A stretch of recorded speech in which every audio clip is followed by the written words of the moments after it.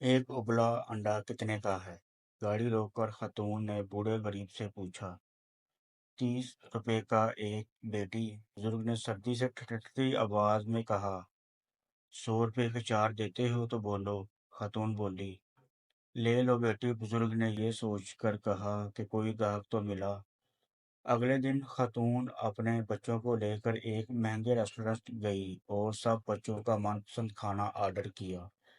खाना खाने के बाद जब बिल 1800 रुपये आया तो पर्स से 2000 रुपये निकाल कर दिए और कीप द चेंज कह कर चली गई। तो गोया इस खातून ने अपनी फतह इसमें समझी कि जिस बूढ़े अंडे बेचने वाले को ज्यादा पैसे देने चाहिए थे तो इसका हक मार लिया, और जो पहले ही बड़े नामों के रेस्टोरेंट्स बनाकर आवाम को लूट रहे हैं उनको 200 रुपये ज्यादा दे दिए। कभी इन गरीबों से ये सोचकर ही खरीदारी कर लिया करें कि शायद हम किसी की मदद का सबब बन जाएं। सोचिएगा जरूर। 4 सबक आमोज हकायतें। हकायत अव्वल, एक दुकानदार से पूछा गया, किस तरह इस छोटी और बंद गली में अपनी रोजी रोटी कमा लेते हो?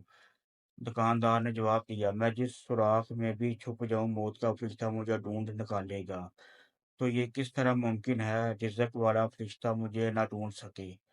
हकायत दो, एक नेक इखलाक व किरदार का हामिल लेकिन गरीब लड़का किसी के घर इसकी बेटी का रिश्ता लेने गया। बेटी का बाप बोला, तुम गरीब हो और मेरी बेटी गुर्बत और तकलीफ को बर्दाश्त करने की सकत नहीं रखती, इसलिए मैं तुम्हें अपनी बेटी का रिश्ता नहीं दे सकता।